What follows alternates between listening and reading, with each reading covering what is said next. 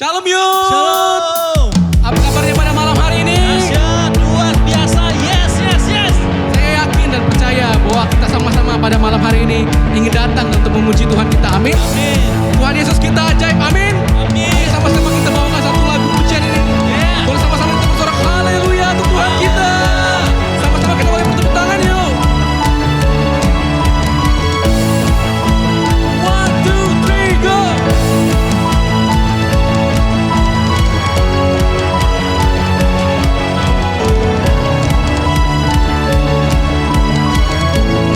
Sama-sama kita katakan, Tak terbayang kebesaran dan tak terbanding kekuatanmu Tuhan.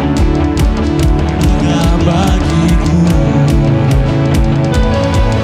segenap jiwa dan harapan aku serahkan untuk rencanamu Tuhan. Kau Raja atasku.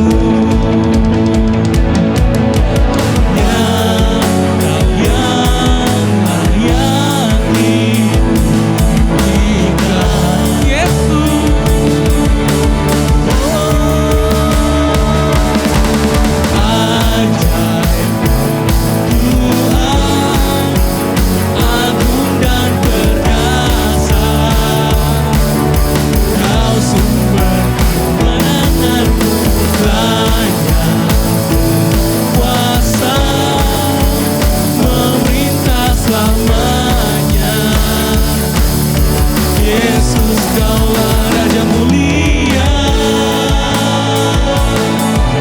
sama-sama kita katakan dari awal lagi yuk. Tak terbayang kebesaran dan tak terbanding kekuatanmu Tuhan. Kau megah bagiku Segenap jiwa. segenap jiwa dan pengharapan aku serahkan untuk rencanamu Tuhan. Kau Allah. Kau Raja atasku. Haleluya.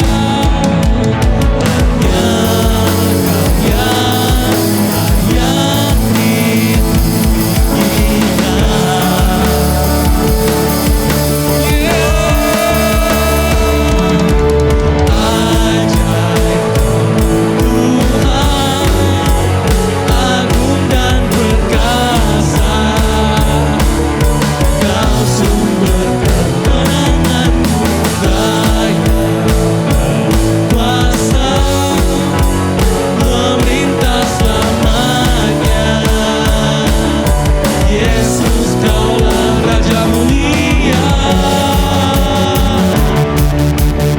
Sama-sama kita sorakan haleluya Tuhan kita karena Dia ajaib. Haleluya Tuhan Kau ajaib.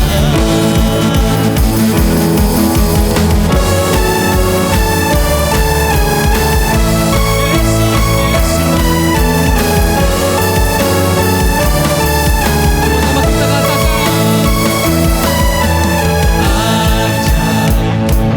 Tuhan agung dan perkasa.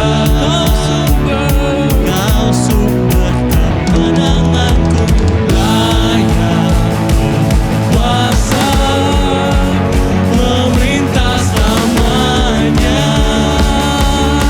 Yesus kaulah Raja mulia, ajaib. Tuhan agung dan perkasa. Kau sumber kemenanganku, layak kuasa memerintah selamanya. Yesus kaulah Raja mulia.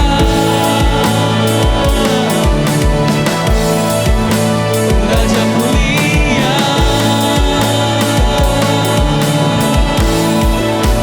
Raja mulia. haleluya Tuhan Kau Raja mulia. Raja mulia, buat Tuhan yang ajaib. Terima kasih Tuhan, terima kasih. Terima kasih Tuhan, terima kasih.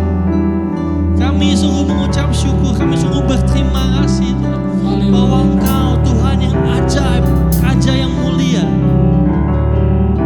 mau menjadi sama seperti kami Tuhan Yesus. Terima kasih Tuhan. Supaya boleh mengenal-Mu, supaya Engkau nggak menjadi Tuhan yang jauh di sana, tapi Engkau Tuhan yang dekat. Biar semakin hari kami semakin mengenal-Mu lebih lagi Tuhan.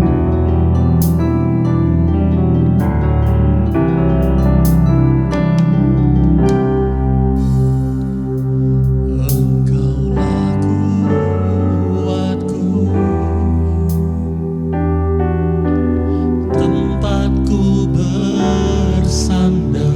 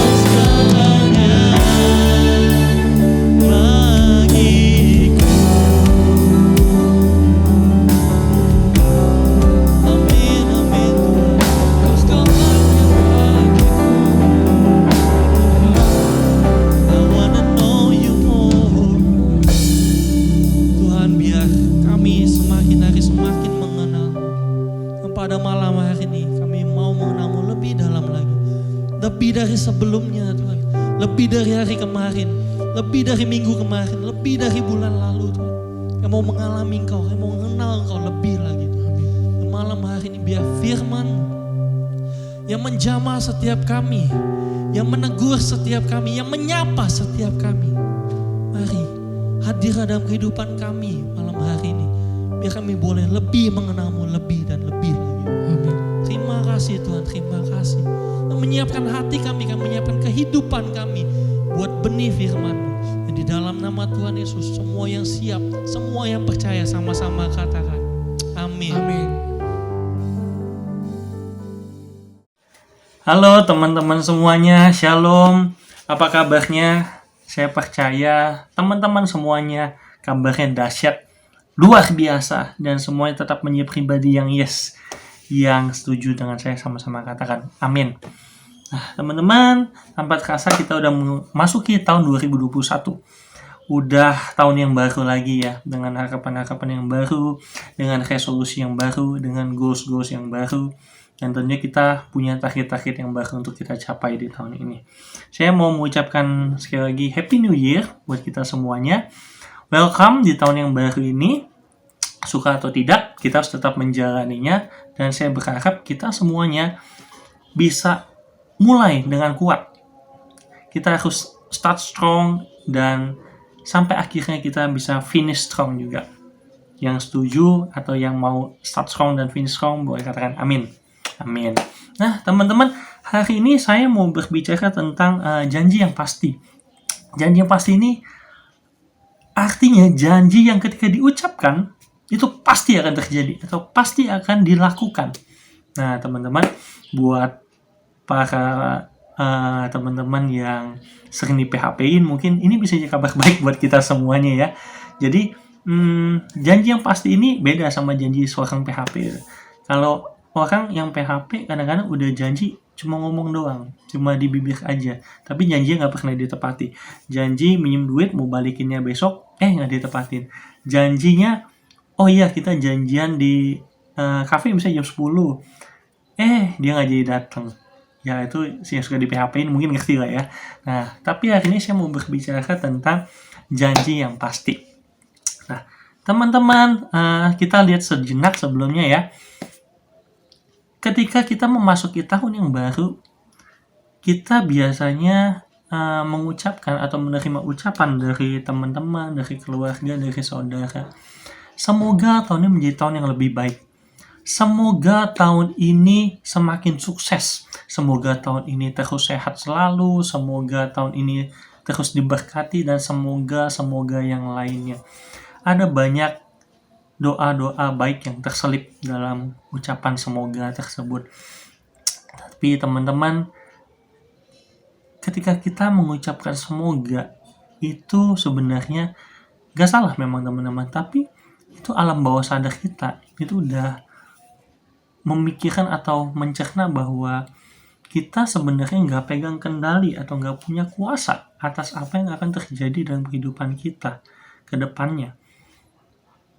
Paham ya teman-teman? Jadi maksud saya ketika kita mengucapkan kata semoga, itu artinya kita gak yakin nih akan apa yang menanti kita di depannya. Kita gak tahu apa yang ada atau apa yang akan kita hadapi hari demi hari, minggu demi minggu, bulan demi bulan, sampai kita berganti tahun kembali. Karena itu kita mengharapkan hal-hal yang baik. Makanya kita selalu mengucapkan kata semoga, semoga dan semoga. Karena di situ terselip harapan kita akan hal-hal yang baik. Tentunya kita pastinya sebagai manusia mengharapkan hal-hal yang baik terjadi dalam kehidupan kita. Kita pengen hidup kita ini jalannya mulus, kayak kita lagi jalan di jalan tol, tanpa hambatan, tanpa gangguan. Kita bisa langsung cus menuju goals yang kita ingini. Kita pengennya lewat jalan yang lurus, yang tanpa hambatan, tanpa macet, menuju goals kita, menuju tujuan kita, menuju kehidupan kita yang lebih baik. Nah, tetapi teman-teman, mari kita lihat apa yang Alkitab katakan mengenai hal ini. Alkitab menuliskan dalam kitab Efesus bahwa hari-hari ini adalah jahat.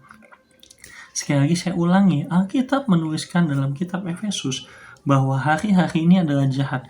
Karena itu Alkitab mencatat bahwa kita harus memperhatikan dengan seksama bagaimana kita hidup.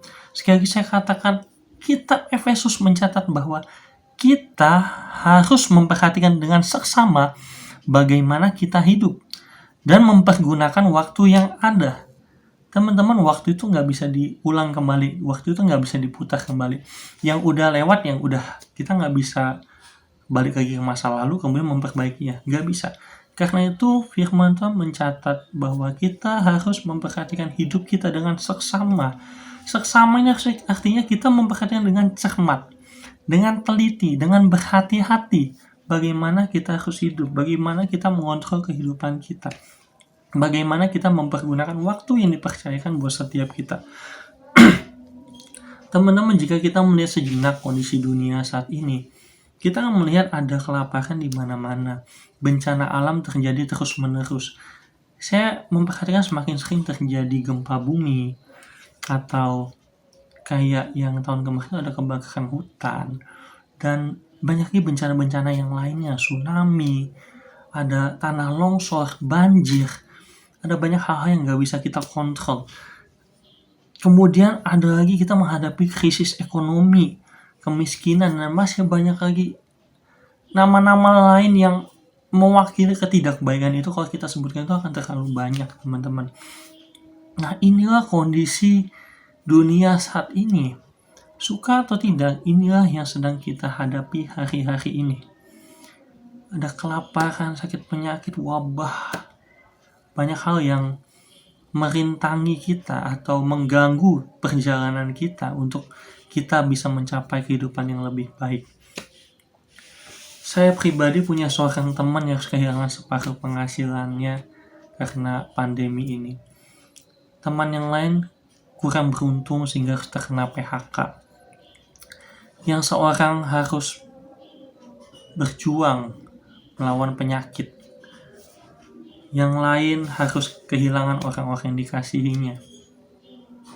Seorang teman yang lain harus berjuang untuk studinya. Teman-teman, kita menghadapi kehidupan yang tidak mudah. Kita sama-sama berjuang dalam kehidupan ini.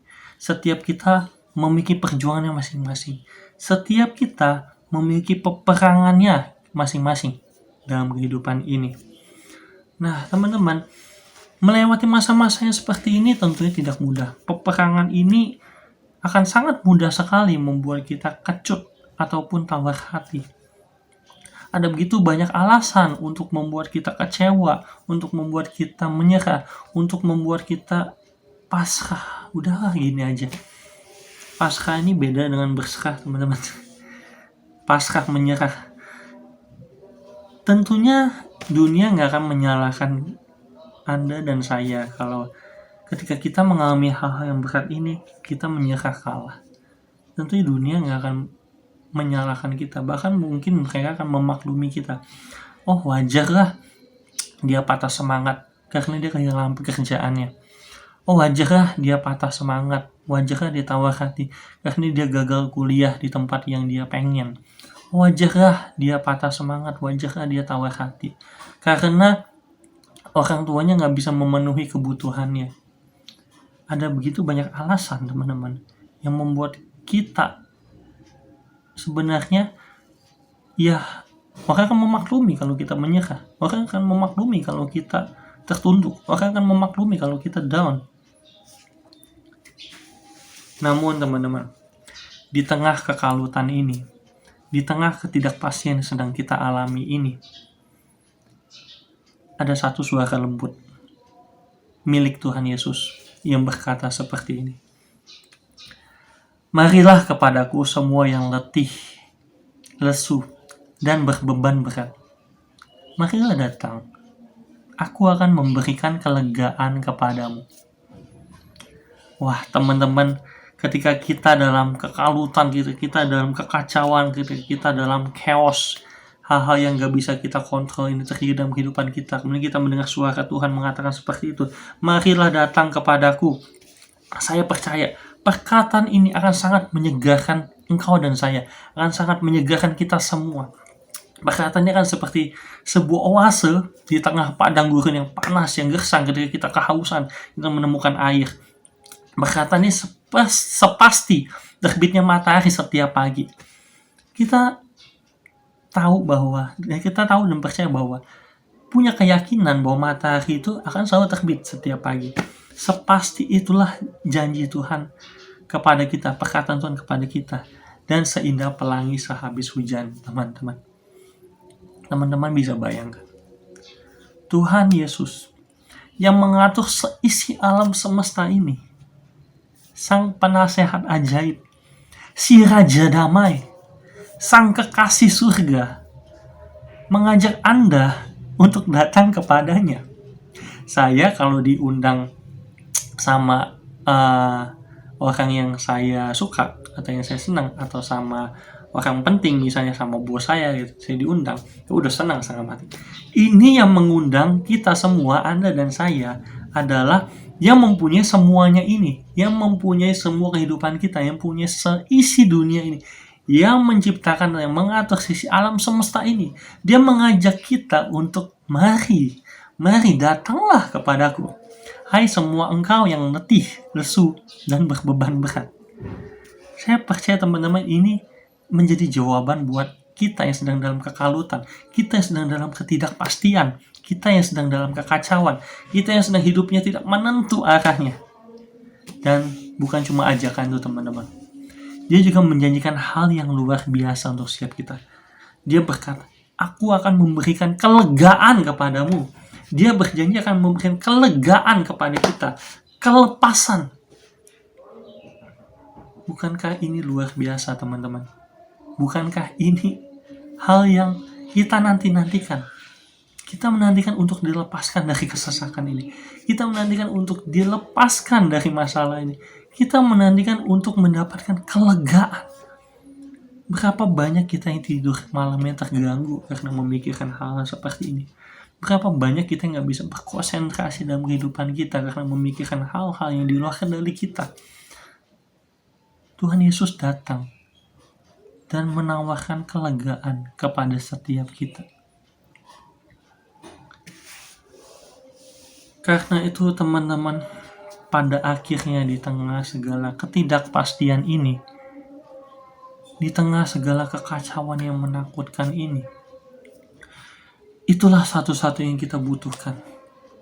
Janji yang pasti, perkataan yang pasti terpenuhi, perkataan yang pasti digenapi, janji yang tidak teringkari. Karena firman Tuhan berkata, Alkitab menuliskan bahwa satu iota atau satu titik pun tidak akan ditiadakan dari firman Tuhan. Artinya apa teman-teman? Artinya setiap perkataan yang diucapkan oleh Tuhan, setiap firman yang keluar dari mulut Tuhan, kepastiannya melebihi apapun yang ada. Firman Tuhan itu adalah perkataan Tuhan. Dia tidak pernah gagal. Apabila dia berjanji, itu sudah pasti ditepati. Ketika Tuhan Yesus berjanji, ketika Tuhan Yesus bicara, tidak ada yang tidak tergenapi, tidak ada yang tidak ditepati. Bukankah ini luar biasa teman-teman? Ada satu perkataan, ada satu janji, ada satu pribadi yang bisa kita pegang teguh dalam kehidupan yang tidak menentu ini. Tuhan Yesus bukanlah manusia sehingga dia berjanji dan mengingkarinya. Kita bisa berjanji dan mengingkari karena kita manusia. Tetapi Tuhan itu bukanlah manusia seperti kita sehingga dia mengingkari janjinya. Ataupun dia kekurangan kuasanya untuk menepati atau melakukan janji-janjinya. Dia adalah Tuhan pencipta alam semesta. Nggak ada yang kuasanya lebih besar daripada dia. Karena itu ketika dia berjanji, dia sangat berkuasa untuk menepatinya, untuk melakukannya buat setiap kita. Di zaman dulu ia sudah berjanji kepada Abraham untuk menjadikan keturunan Abraham itu seperti pasir di pantai dan bintang di langit banyaknya. Tuhan menjanjikan ini ketika usia Abraham sudah sangat lanjut dan istrinya Sarah sudah mati haid.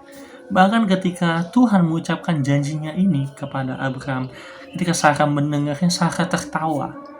Sarah tertawa dan berpikir, mungkinkah aku yang sudah setua ini masih bisa menghasilkan keturunan buat Abraham, buat keluarga ini. Tetapi Tuhan menjawab dengan tugas. Tuhan menjawab dengan tegas seperti ini. Adakah sesuatu yang mustahil buat Tuhan? Dan pertanyaan yang sama dikatakan kepada Tuhan saat ini, kepada engkau dan saya. Engkau yang sedang kalut, engkau yang sedang khawatir, engkau yang sedang takut. Adakah sesuatu yang mustahil buat Tuhan? Adakah sesuatu yang tidak mungkin yang dilakukan oleh Tuhan? Ia berjanji, ia yang berjanji dan tidak ada satupun yang tidak terpenuhi. Ia berjanji membawa bangsa Israel keluar dari Mesir dan dia melakukannya setelah bangsa Israel terbudak ratusan tahun di Mesir. Dia berjanji dan dia menepati. Begitupun dengan janji untuk datang kembali, teman-teman. Tuhan Yesus berjanji untuk datang kembali dan menjemput setiap kita, anak-anaknya, orang yang percaya kepadanya, yang mengasihinya. Pada saatnya segala penderitaan di dunia ini akan lenyap, teman-teman. Tuhan Yesus berjanji memberikan kepada kita langit yang baru dan bumi yang baru, tempat yang begitu indah, di mana tidak ada lagi tangis dan air mata, di mana tidak ada lagi kesedihan, di mana tidak ada lagi kesusahan. Bukankah ini janji yang indah, teman-teman? Ada sebuah janji yang pasti, yang bisa kita pegang teguh, yang kita bisa menggantungkan seluruh pengharapan kita, seluruh kehidupan kita kepadanya. Inilah janji Tuhan. Inilah yang luar biasa tentang Tuhan kita. Dia memberikan kita janji yang pasti. Apapun yang dikatakannya tidak ada yang tidak tergenapi. Saat ini, maukah Anda memegang janjinya yang pasti tersebut? Tetapi teman-teman, bagaimana kita dapat memegang janjinya jika kita tidak mempercayainya? Bagaimana kita mempercayai janji Tuhan kalau kita sendiri bahkan tidak tahu apa yang dijanjikannya? Dan bagaimana kita bisa tahu apa yang dijanjikan Tuhan kalau kita tidak membacanya dalam firman Tuhan, dalam Alkitab? Buat setiap kita yang memerlukan kepastian, inilah yang perlu Anda lakukan. Yang pertama, datanglah kepadanya. Tuhan Yesus sudah menawarkan, marilah kepadaku semua yang letih, lesu, dan berbeban berat. Karena itu, datanglah kepadanya. Step yang pertama, datanglah kepadanya. Engkau perlu memulihkan keadaan dirimu lebih dahulu. Engkau yang letih, engkau yang lesu, engkau yang sakit, bahkan engkau yang mungkin sudah mati rohanimu. Engkau perlu datang kembali kepada Tuhan. Engkau perlu untuk dipulihkan kembali keadaanmu. Karena itu, lepaskanlah bebanmu. Tanggalkanlah itu. Pandanglah kepada salib Tuhan Yesus. Di dalam salib Tuhan Yesus ada kuasa pertukaran. Dia yang kaya dijadikan miskin, supaya kita yang miskin dijadikan kaya oleh karena dia. Dia yang tidak sakit menanggung segala penyakit kita, supaya kita yang sakit menjadi sembuh. Dia yang tidak berdosa menanggung dosa-dosa kita, supaya kita yang berdosa ini dapat beroleh selamat. Bukankah itu luar biasa, teman-teman?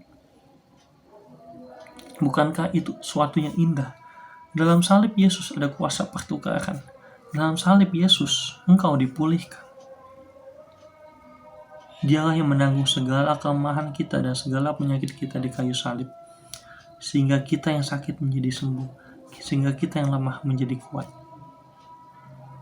Step awalnya simple, teman-teman. Datanglah kepada Tuhan. Datanglah lewat doa dan ucapan syukur. Dan step kedua yang perlu teman-teman lakukan adalah percayalah kepadanya. Percaya ini kepada Tuhan artinya kita juga mempercayai setiap perkataan yang keluar dari mulutnya. Kalau Anda percaya sama saya, engkau akan percaya apapun yang saya katakan. Kalau engkau percaya dengan Tuhan, maka engkau akan mempercayai apapun yang Tuhan katakan. Percaya ini lebih mudah diucapkan daripada dilakukan. Karena kepercayaan ini dibangun lewat hubungan yang terus-menerus. Kepercayaan ini nggak cuma muncul ketika kita pertama kali ketemu. Enggak. Kepercayaan ini terus dibangun sampai level yang lebih lanjut, teman-teman. Nah, karena itu untuk dapat percaya penuh kepada Tuhan Yesus, kita perlu meluangkan waktu untuk membangun hubungan dengan Dia lewat doa dan pembacaan firman Tuhan. Jadi teman-teman, untuk setiap Anda yang butuh kepastian janjinya, ada sebuah buku yang bernama Alkitab. Di sanalah tercantum berisi janji-janji Tuhan buat kehidupan saya dan saudara. Janji yang pasti, janji yang tidak mungkin tidak digenapi. Ketika Tuhan mengatakannya, tidak mungkin tidak terlaksana. Karena itu teman-teman, berpeganglah pada janji yang pasti, berpeganglah pada pribadi yang pasti. Dunia ini suatu saat akan lenyap, harta kekayaan suatu saat akan lenyap, apapun yang kau banggakan suatu saat akan lenyap. Karena itu berpeganglah pada janjinya yang pasti. Baiklah teman-teman, selamat tahun baru. Mari kita menjalani hidup yang lebih baik bersama Kristus di tahun ini. Tuhan Yesus memberkati. Shalom Youters, bagi yang ingin memberikan persembahan, dapat scan QR Code di bawah ini.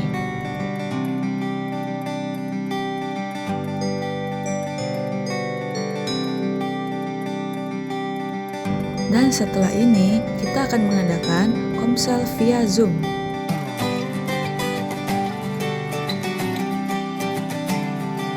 Sekian pengumuman, Tuhan Yesus memberkati.